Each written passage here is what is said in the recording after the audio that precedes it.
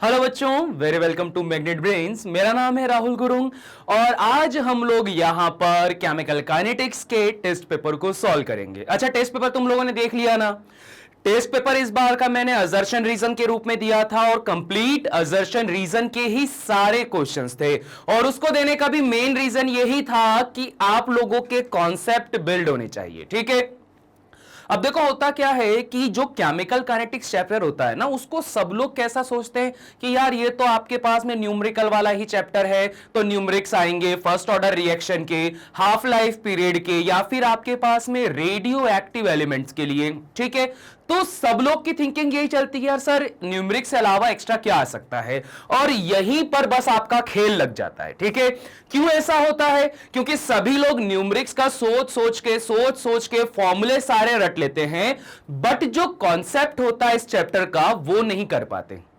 तो इसी वजह से आज हम लोगों ने यहां पर स्पेसिफिकली सिर्फ और सिर्फ असर्शन रीजन को ही टारगेट करा है, ताकि आप लोगों को यहां क्लियर हो सके कि केमिकल काइनेटिक्स जो चैप्टर है वो आपके पास में थ्योरेटिकल रूप से भी कितना इंपॉर्टेंट होता है। ठीक है, चलो ज्यादा टाइम वेस्ट नहीं करते हैं, फटाफट से हम लोग यहां लेक्चर की शुरुआत कर लेते हैं। क्वेश्चंस को फटाफट हम लोग पढ़ लेंगे, ज्यादा लोड नहीं लेना, इजी इजी सी चीजें हैं। ठीक है, चलो जी हम लोग यहां पे पढ़ना स्टार्ट करते हैं। Question number 1। क्वेश्चन नंबर 1 क्या बोलता है? Instantaneous rate is used to predict the rate of reaction at a particular moment of time. ठीक है, ये बोला गया। अच्छा, याद है ना इंस्टेंटेनियस रेट के लिए मैंने क्या चीज समझाई थी? मैंने ये बोल के रखा हुआ था कि सपोज अगर आप, अरे ये वाला एग्जांपल नहीं, ग्राफ वाला नहीं, हम लोग बढ़िया वाला एग्जांपल लेंगे। हम लोगों ने क्या एग्जांपल देख के रखा हुआ था? हम लोगों ने ये देख के रखा हुआ था कि कई बार ऐसा होता है कि आप जब ट्रैवल कर रहे हो तो ट्रैवल करते समय कभी स्पीड कम होती है, कभी स्पीड ज्यादा होती है।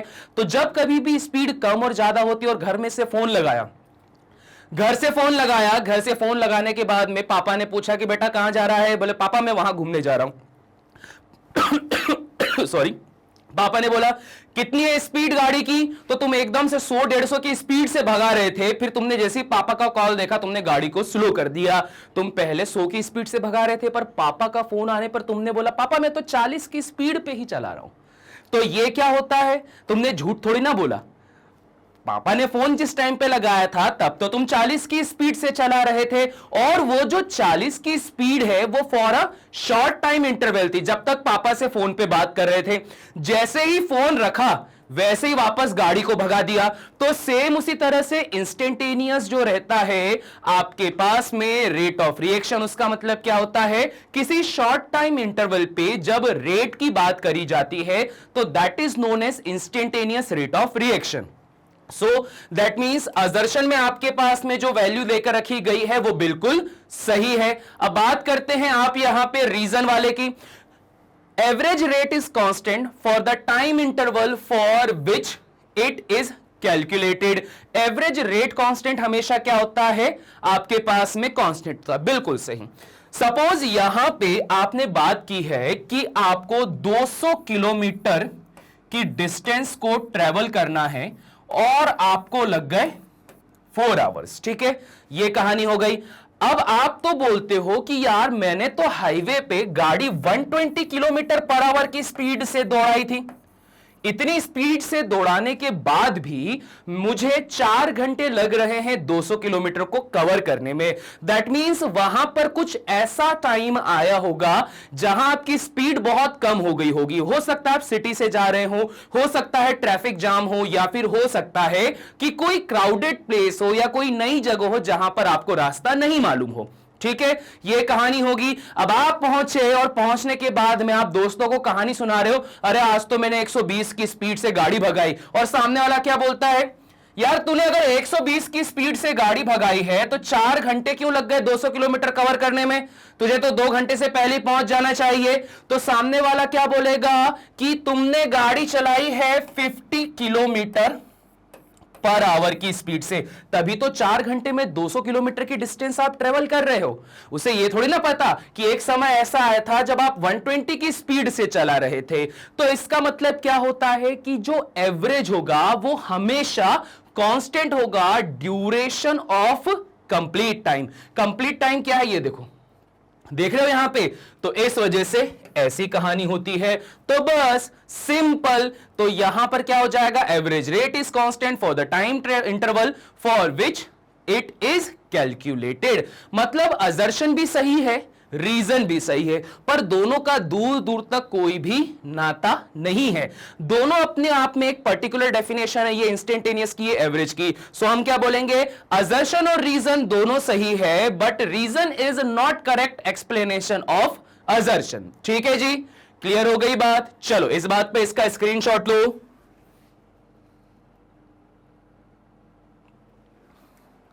ठीक है, question number 1 done. Question number 2, for the reaction, कोई रिएक्शन देके रखी हुई है। ठीक है, क्या देके रखा हुआ है, ट्राइक्लोरोमीथेन दिया हुआ है। जब ट्राइक्लोरोमीथेन या CHCl3 यहां पर रिएक्शन करता है क्लोरीन के साथ में, तो टेट्राक्लोरोमीथेन CCl4 और HCl बनाता है। इसके लिए यहां पे रेट इक्वेशन आपको दे दी गई, वो रेट लॉ जो बनाते हैं ना, रेट इज इक्वल टू, ये आपको दे के रखा गया है। ठीक है, अब ये तो हो गया असर्शन। अब बात करते रीजन की। Rate law for any reaction can be predicted with the help of a balanced chemical equation. ठीक है, ये बोल के रखा। अब देखो असर्शन तो बिल्कुल सही है, असर्शन पे तो आप कोई उंगली नहीं उठा सकते। क्यों नहीं उठा सकते उंगली, क्योंकि यहां पर हमेशा मैंने बोला है कि जो आपके पास में ये इस तरह से रेट लॉ को लिखा जाता है, ये एक्सपेरिमेंटल वैल्यू होती है। एक्सपेरिमेंट करके हम ये बताते हैं कि रिएक्शन होते समय कितने कितने मॉलिक्यूल आपस में पार्टिसिपेट कर रहे हैं।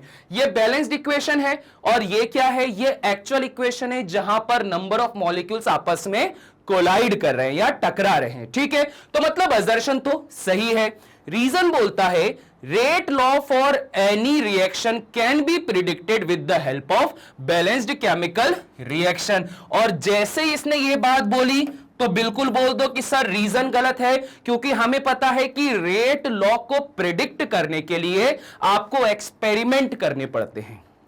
ठीक है, यही पढ़ा था ना कि रेट लॉ का प्रिडिक्शन हमेशा एक्सपेरिमेंटल लेवल पर होता है। जब तक एक्सपेरिमेंट नहीं करोगे तब तक ये नहीं बता पाओगे। वरना अगर तुम बैलेंस पे जाते ना, तो बैलेंस के हिसाब से यहां पर रेट लॉ पे क्या बनता, रेट इज इक्वल टू बनता K CHCl3 एंड Cl2, ये बन जाता। ये तो बैलेंस इक्वेशन के हिसाब से बना, पर ये कोई एक्सपेरिमेंटल वैल्यू नहीं थी। So that means assertion true है, रीजन फॉल्स है। तो सही आंसर कौन सा है, assertion A is correct but reason R is incorrect.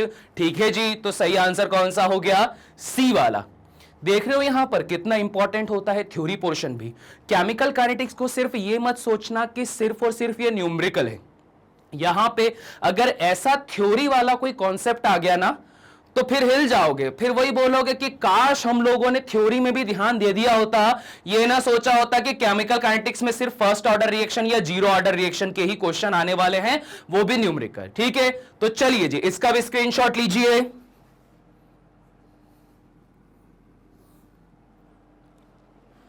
ठीक है, क्वेश्चन नंबर 2 डन।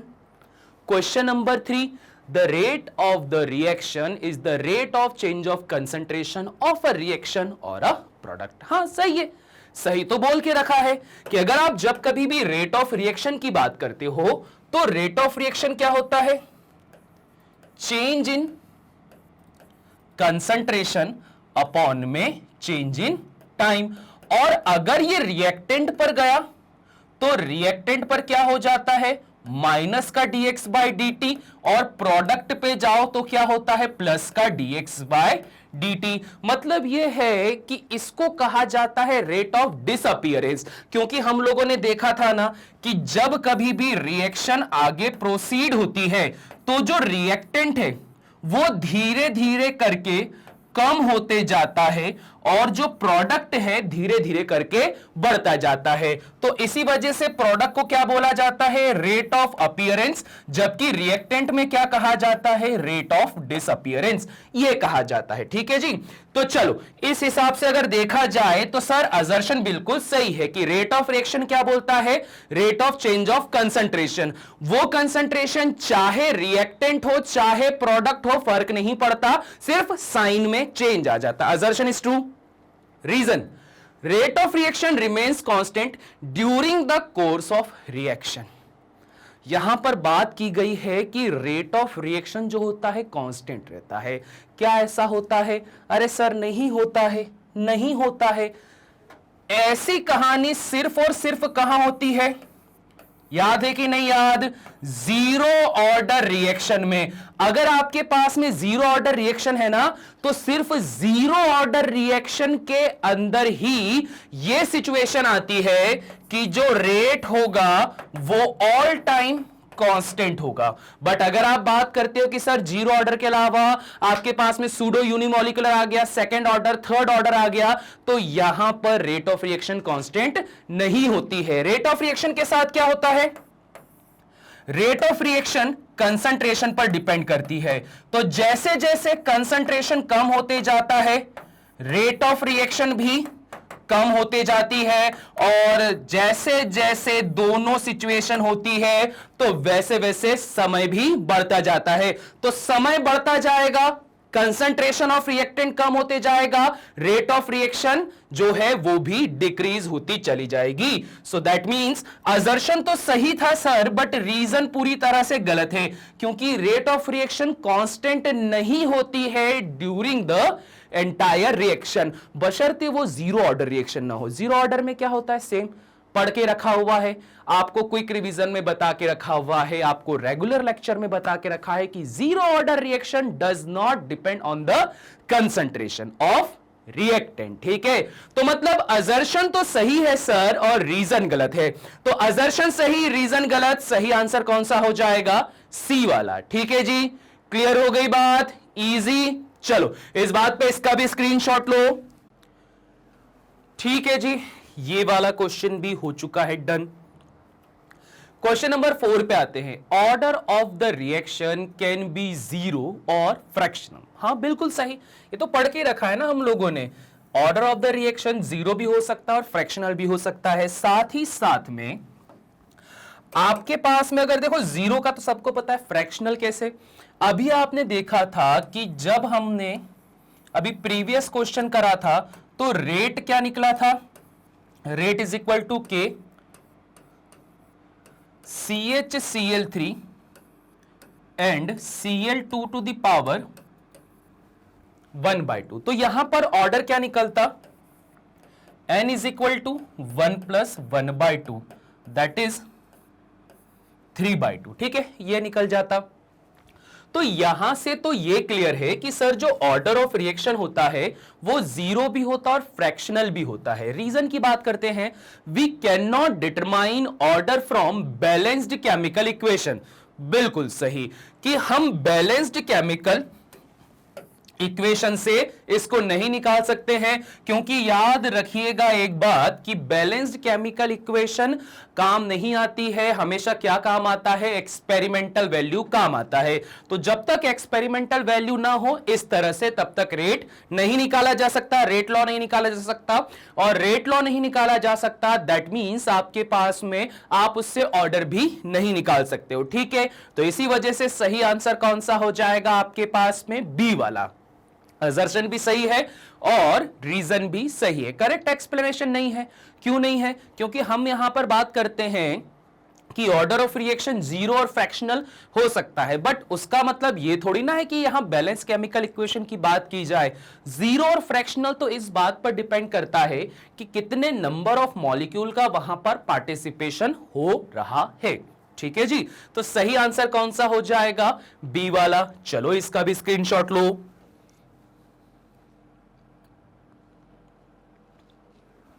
ठीक है, question number 4 done. Question number 5, order and molecularity are same. जी नहीं, ऑर्डर और मॉलिक्यूलरिटी हमेशा सेम नहीं होती है, सिर्फ कुछ रिएक्शन में ऑर्डर ऑफ रिएक्शन और मॉलिक्यूलरिटी सेम हो जाती है। ठीक है, जैसे कि अगर आप बात करते हो कोई एलिमेंट्री रिएक्शन हुई, तो एलिमेंट्री रिएक्शन के अंदर क्या होता है, ऑर्डर ऑफ रिएक्शन और मॉलिक्यूलरिटी सेम हो जाती है।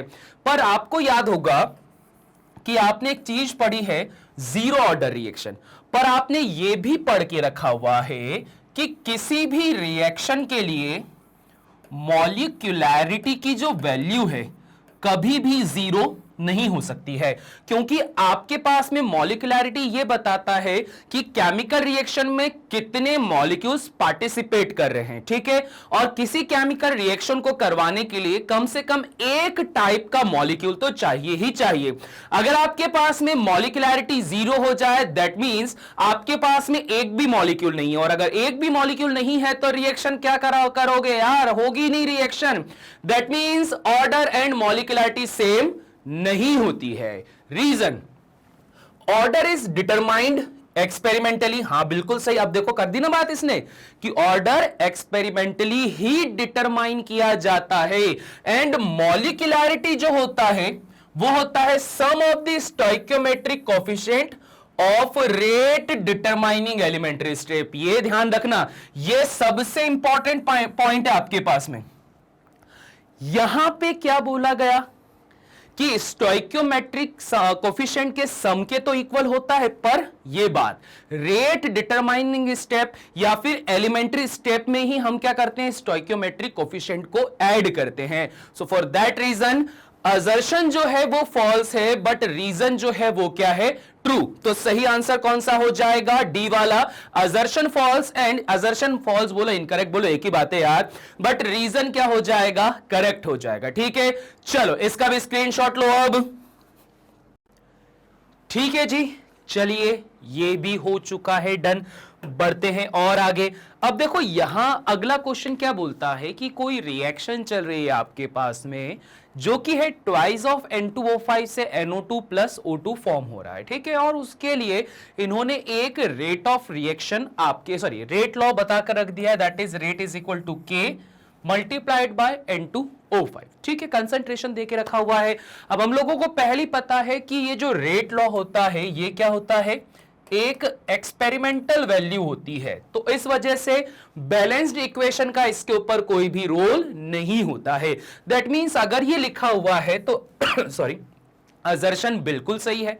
ठीक है जी, इसके बाद रीजन बोलता है कि यहां ऐसा क्यों लिखा, उसका रीजन यह है कि rate of decomposition of N2O5 determine किया गया है सबसे स्लो स्टेप से। बिल्कुल सही, बिल्कुल सही। ये हम लोगों ने पढ़ के रखा हुआ था कि बैलेंस्ड इक्वेशन नहीं आपको देखनी है, आपको ये देखना होता है कि अगर कोई रिएक्शन कॉम्प्लेक्स हो सकती है, सीक्वेंशियल हो सकती है, पैरेलल हो सकती है, तो चाहे कुछ भी हो जाए स्लो स्टेप पर जाओ, क्योंकि स्लोवेस्ट स्टेप को ही क्या कहा जाता है, RDS, रेट डिटरमाइनिंग स्टेप।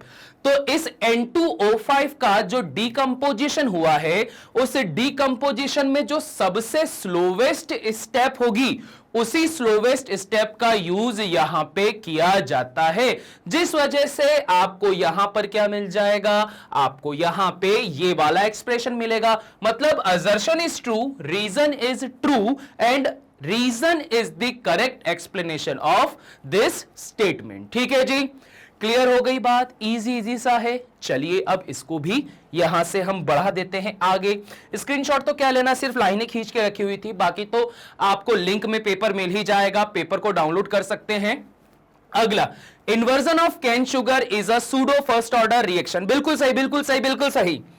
जो आपके पास में इन्वर्जन ऑफ कैन शुगर होता है, मतलब क्या, ये सुक्रोज का मॉलिक्यूल, सुक्रोज के मॉलिक्यूल के साथ में जब वाटर के मॉलिक्यूल को ऐड किया जाता है या वाटर को ऐड किया जाता है, तो उससे क्या बनता है, ग्लूकोज प्लस फ्रुक्टोज बनता है। अभी बोलता है सूडो फर्स्ट ऑर्डर रिएक्शन। हां सर बिल्कुल सही है, ये हमें पता है, आपने पढ़ाया था, आपने बताया था कि जब भी ऐसी सिचुएशन होती है तो यहां पर ये वाला मॉलिक्यूल तो अपनी नॉर्मल कंडीशन पे है, पर वाटर को क्या लिया जाता है, एक्सेस में, और अगर वाटर को एक्सेस में ले लेते हैं तो उसमें जो चेंज इन कंसंट्रेशन होता है वो क्या हो जाता है, जीरो।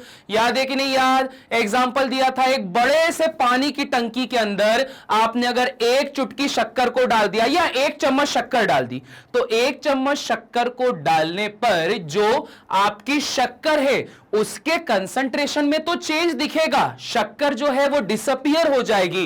पर अगर मैं बात करता हूं क्या पानी के कंसंट्रेशन में कोई इफेक्ट पड़ेगा? सर नहीं पड़ेगा। अगर पानी के कंसंट्रेशन में कोई इफेक्ट नहीं पड़ रहा है तो आप जब यहां पर रेट लॉ को एक्सप्रेस करोगे तो क्या लिखोगे? रेट इज इक्वल टू के C12 H22 O11 की पावर 1, और कंसंट्रेशन ऑफ वाटर पे तो कुछ फर्क ही नहीं पड़ा, इसलिए ये हो जाएगा जीरो। ठीक है, और अगर ये जीरो हो जाता है, ऐसी सिचुएशन क्या कहलाती है? सूडो फर्स्ट ऑर्डर रिएक्शन कहलाती है। दैट मींस सर ए तो सही है, बी क्या बोलता है? H2O in this reaction present in very less amount. ये लो जी, गलत हो गया। H2O क्या होता है? एक्सेस में होता है, इस वजह से उसके कंसंट्रेशन में चेंज पता नहीं चलता है। दैट मींस असर्शन ट्रू है, पर जो रीजन है वो क्या है?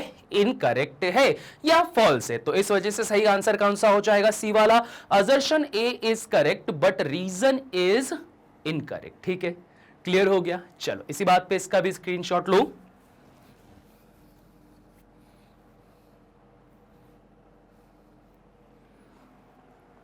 ठीक है जी, क्वेश्चन नंबर 8 पर आ जाते हैं। For each 10 degree rise of temperature the specific rate constant is nearly double. ठीक है, ये बोल के रखा है। हां सर, ये तो पढ़ा था हम लोगों ने ये पढ़ा था कि जब कभी भी आपके पास 10 डिग्री सेंटीग्रेड, कहां से? रूम टेम्परेचर 25 डिग्री सेंटीग्रेड से अगर 10 डिग्री सेंटीग्रेड 35 डिग्री सेंटीग्रेड तक टेम्परेचर को बढ़ाया जाता है तो यहां पर जो रेट कांस्टेंट पहले के था अब क्या हो जाता है? 2K हो जाता है। जी हां सर, बिल्कुल सही है, क्योंकि यहां पर एक्टिविटी बढ़ जाती है। क्योंकि अगर हमने पढ़ के रखा था ना, हमने क्या पढ़ा था कि जब कभी भी किसी को गर्म करते हो तो गर्म करने पर मिलती है एनर्जी, एनर्जी मिलेगी तो उनके बीच टकराव बढ़ेगा, कॉलिजन बढ़ेगा, और जब उनके बीच में कॉलिजन बढ़ता है तो ऑब्वियस बात है सर, रेट ऑफ रिएक्शन भी फास्ट हो जाएगी। ठीक है, ये वही वाली बात हो गई, ठंडे दूध में अगर तुम 1 चम्मच शक्कर मिक्स करने की कोशिश कर रहे हो तो समय लगेगा, पर अगर दूध गर्म है तो तुमने हीट दे के रखी हुई है, हीट दी, रिएक्शन को एक्स्ट्रा एनर्जी मिली, नाउ जो वहां शक्कर के मॉलिक्यूल्स और जो दूध के मॉलिक्यूल्स हैं वो बहुत आसानी से एक दूसरे में डिसॉल्व हो जाएंगे। सो that means sir assertion is true कि हर 10 डिग्री के राइज के साथ में ऐसी कहानी होती है। ठीक है, पर देखो यहां पर एक छोटा सा क्लॉज और आ जाता है कि हर जगह ऐसा नहीं हो पाता है। कहीं कहीं पर यह देखा जाता है कि जो रेट ऑफ रिएक्शन है ना 3 गुना तक भी बढ़ जाती है, बट जनरली 25 से 35 की रेंज पे डबल होता है। अगला, energy wise distribution of molecules in a gas is an experimental function of temperature. ठीक है, अब यहां पर क्या बोला है कि जो एनर्जी वाइज डिस्ट्रीब्यूशन होता है मॉलिक्यूल्स का, मतलब आपको कुछ कम एनर्जी वाले, कुछ ज्यादा एनर्जी वाले गैसों के regarding experimental function of temperature. ये एक्सपेरिमेंटल फंक्शन होते हैं टेम्परेचर का, बिल्कुल सही। डिफरेंट डिफरेंट गैसों को एक्टिविटी के लिए डिफरेंट डिफरेंट टेम्परेचर चाहिए रहता है। तो सर असर्शन भी सही है, रीजन भी सही है, बट ये एक तरीके से देखा जाए कोई करेक्ट एक्सप्लेनेशन नहीं है, क्योंकि यहां पर बोला था कि टेम्परेचर में राइज करने पर रेट ऑफ रिएक्शन बढ़ता है, जिसका रीजन क्या है कि पार्टिकल्स को एनर्जी मिलकर वो कोलाइड कर रहे हैं। जबकि यहां पर क्या बोला था? यहां पर यह बोला था कि हर गैसों को या हर गैसों के मॉलिक्यूल को अलग अलग एनर्जी की रिक्वायरमेंट होती है। ठीक है, तो इस वजह से असर्शन भी सही है, रीजन भी सही है, बट रीजन जो है करेक्ट एक्सप्लेनेशन नहीं है इस स्टेटमेंट का। ठीक है जी, क्लियर हो गई बात। चलो इसी बात पे इसका स्क्रीनशॉट लो। ठीक है जी, क्वेश्चन नंबर 8 हो चुका है, डन। क्वेश्चन नंबर 9 पर जाते हैं। If the activation energy of a reaction is 0, ठीक है, temperature will have no effect on the rate constant. ठीक है, ये बोल रहा है। चलो समझ लेते हैं, क्या ये सही है? जी हां, ये वाली बात बिल्कुल सही होती है। और ये किसने बताया था? ये आर्रेनियस ने बताया था। याद करो, आर्रेनियस की वैल्यू क्या था? K is equal to A into e to the power minus EA by RT। ठीक है, ये सिचुएशन थी। अब तुम खुद सोचो, अगर एक्टिवेशन एनर्जी को कर दिया जाए जीरो, तो एक्टिवेशन एनर्जी जीरो करने पर क्या मिलेगा? K is equal to A into e to the power 0 by RT। ठीक है, ये मिल जाएगा। अब जैसे ही आपने इसको सॉल्व करा तो आपको क्या मिलेगा? K is equal to A, because यहां पे आपके पास में क्या हो जाएगा? जब 0 बाय RT करोगे तो 0 बाय RT क्या हो जाएगा? e टू द पावर हो जाएगा 0, और e to the power 0 is equal to क्या हो जाएगा? 1 हो जाएगा। दैट मींस अगर एक्टिवेशन एनर्जी को 0 कर दिया जाए तो टेम्परेचर का कोई कॉन्सेप्ट ही नहीं बचता, है ना? ये कहानी है। तो अगर आप एक्टिवेशन एनर्जी को 0 करते हो तो टेम्परेचर के ऊपर से डिपेंडेंसी हट जाती है। दैट मींस असर्शन सही है। Reason, lower the activation energy faster is the reaction.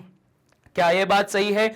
चलिए चेक करते हैं। वापस से मदद ली जाएगी सेम इसी की। तो अब देखो क्या है, सपोज अगर यह फॉर्मूला कुछ ऐसा बना होता, e to the power minus की जगह अगर प्लस का EA बाय RT आता, तो आप ये बोल सकते हो ना कि सर न्यूमरेटर जितना बड़ा होगा उतना ही आंसर आपके पास में वैल्यू पॉजिटिव की आएगी और आंसर उतना ही बड़ा आएगा। ठीक है, यही होती कहानी। न्यूमरेटर जितना बड़ा होता है आंसर उतना ही बड़ा आता है, 1 के अबव आता है मतलब।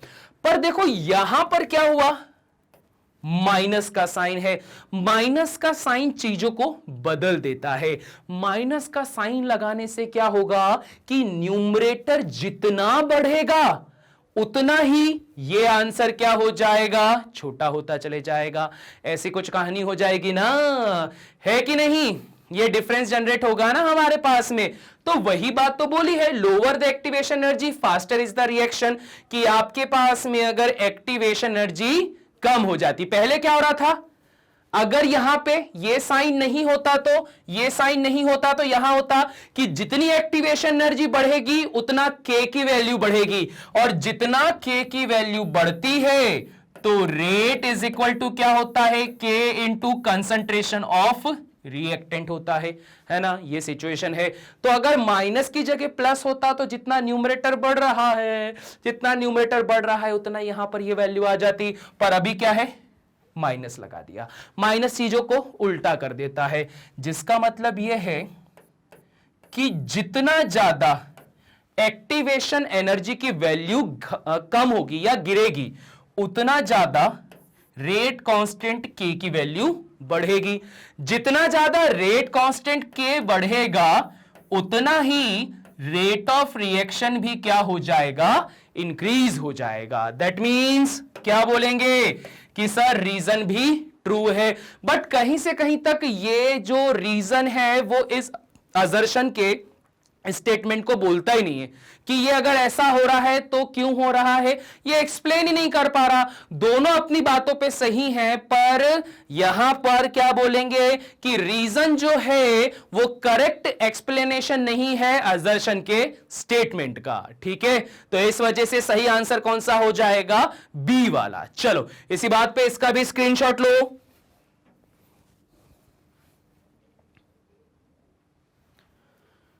ठीक है, question number 9 done. Question number 10 पे बात करते हैं।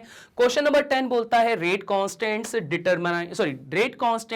Determined from Arrhenius equation are fairly occupied बोल रहा हूं, sorry my mistake, accurate for simple as well as complex reaction. जी हां, बिल्कुल सही है। अब देखो क्या होता था कि जब आप रेट कांस्टेंट की बात करते हो ना, तो आर्हेनियस ने जो स्पेसिफिकली अपना आर्हेनियस इक्वेशन दी थी वो दी ही इसके लिए थी कि चाहे रिएक्शन एलिमेंट्री हो चाहे रिएक्शन कॉम्प्लेक्स हो, आप हर किसी पर एक्यूरेट तरीके से क्या निकाल सको? यहां पे क्या निकाल सको, रेट कांस्टेंट को निकाल सको, क्योंकि फॉर्मूला हमें पता ही है सर क्या होता है, K is equal to A into e to the power minus E A by R T होता है। ठीक है, तो चलिए ये बात तो सही हो गई। रीजन की बात करते हैं तो reactant molecule undergo chemical change irrespective of their orientation during the collision. देखो कितनी गलत बात बोलता है ये। जब कभी भी अगर केमिकल चेंज होते हैं तो दो चीजों की जरूरत होती है, एक प्रॉपर ओरिएंटेशन वाले कोलिजन और एक मिनिमम अमाउंट ऑफ एनर्जी। तो प्रॉपर ओरिएंटेशन के रिस्पेक्ट में ही क्या होगा, केमिकल चेंज होगा। पर यहां सिचुएशन क्या बोल के रखी हुई है कि जो प्रॉपर ओरिएंटेशन है उसकी तो जरूरत ही नहीं है। दैट मींस साफ साफ पता चल रहा है कि जो रीजन का स्टेटमेंट है वो गलत है। तो इस वजह से असर्शन ट्रू है और रीजन क्या है आपके पास में, फॉल्स है। ठीक है, तो सही आंसर कौन सा हो गया, सी वाला। चलिए इसका भी स्क्रीनशॉट लीजिए।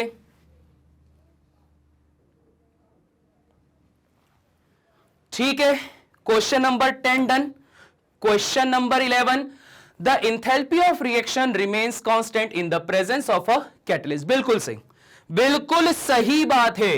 इंथैल्पी ऑफ रिएक्शन जो होती है हमेशा कांस्टेंट होती है कैटलिस्ट के प्रेजेंस में। याद हो अगर तो हमने एक ग्राफ पढ़ा था ऐसा ऐसा। तो जब कभी भी ये सिचुएशन होती है रिएक्टेंट और ये सिचुएशन क्या होती है, प्रोडक्ट। ठीक है, फिर आपके पास में अगली सिचुएशन क्या बनती है, यहां अगर कैटलिस्ट को मिला दिया जाए तो जो पहले एक्टिवेशन एनर्जी इतनी लग रही थी, ठीक है, जो पहले आपके पास में इतनी ज्यादा एक्टिवेशन एनर्जी लग रही थी, अब वहीं पे कैटलिस्ट को मिलाने से एक्टिवेशन एनर्जी क्या हो जाती है, कम हो जाती है। पर वहीं अगर रिएक्टेंट और प्रोडक्ट के बीच में अगर मैं बात करता हूं चेंज इन इंथैल्पी की, तो देखो कोई चेंज नहीं है, सिर्फ एक्टिवेशन एनर्जी बदली है, पर जो चेंज इन इंथैल्पी है रिएक्टेंट से प्रोडक्ट बनने पे वो नहीं बदला है। दैट मींस आपके पास में जो असर्शन का स्टेटमेंट है वो करेक्ट है। अगला, a catalyst participating in the reaction forms different activated complex and lowers down the activation energy, but the difference in energy of reactant and product remains the same। बिल्कुल सही, यही बताया मैंने कि एक्टिवेशन एनर्जी को कम कर देता है क्योंकि कैटलिस्ट पाथ चेंज कर देता है। ठीक है, पहले रिएक्शन किस रास्ते से हो रही थी, इस रास्ते से, अब रिएक्शन किस रास्ते से हो रही है, इस रास्ते से। तो यहां क्या हो गया है कि एक्टिवेशन एनर्जी को कम कर दिया गया कैटलिस्ट के द्वारा, पर जो चेंज इन इंथैल्पी है स्टिल आपके पास में क्या है, सेम है। इस वजह से आपके पास में असर्शन भी सही है, रीजन भी सही है, और रीजन ने ही यही बता दिया कि एक्टिवेशन एनर्जी तो कम कर दी, पर जो रिएक्टेंट और प्रोडक्ट है उसमें जो चेंज है वो अभी भी उतना ही बना हुआ है। ठीक है, क्लियर हो गया। चलो इसी बात पे इसका भी screenshot low.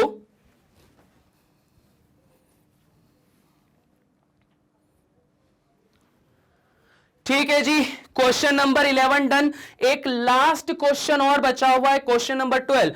All collision of reactant molecules lead to the product formation. बिल्कुल गलत अजी, बिल्कुल गलत, बिल्कुल गलत, बिल्कुल गलत। क्या बता के रखा हुआ था कि कौन से कॉलिजन सिर्फ और सिर्फ प्रोडक्ट बनाते हैं, तो जो आपके पास में इफेक्टिव कॉलिजन होते हैं। ठीक है जी, कौन से कॉलिजन, सिर्फ और सिर्फ इफेक्टिव जो कॉलिजन होता है वो ही क्या करता है, प्रोडक्ट बनाता है।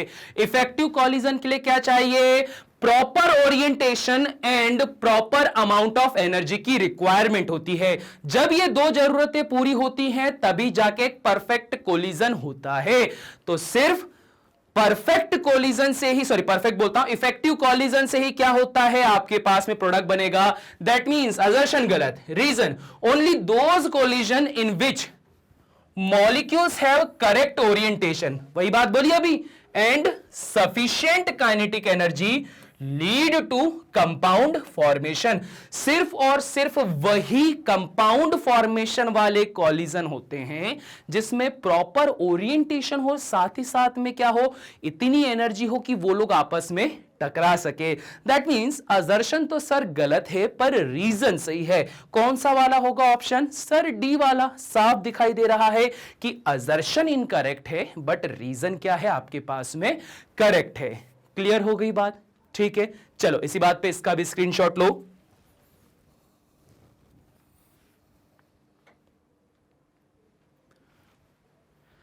ठीक है जी, ये भी हो चुका है डन।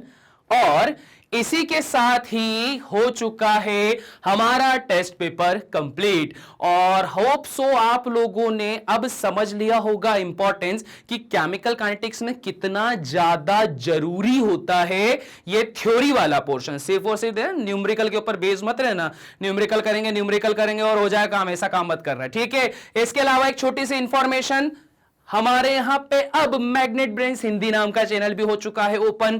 तो अपने सभी वो दोस्त जो हिंदी मीडियम में एग्जामिनेशन की कर रहे हैं प्रिपरेशन, तो उन्हें इस चैनल को रिकमेंड करो ताकि वो लोग भी फ्री क्वालिटी एजुकेशन को यूज कर सकें अच्छे मार्क्स लाने के लिए। और साथ ही साथ में आप लोगों को पता ही है कि सिर्फ मैग्नेट ब्रेन्स पर ही 100% आपको फ्री क्लासेस मिलती हैं ऑनलाइन, किंडरगार्टन से लेकर क्लास 12। और उसके बदले में क्या मांगा जाता है? लाइक, चैनल को सब्सक्राइब और इस वीडियो को शेयर। तो बस इसी नोट के साथ में करते हैं इस लेक्चर को एंड। मिलते हैं अगले लेक्चर में, तब तक के लिए सभी को टाटा बाय बाय।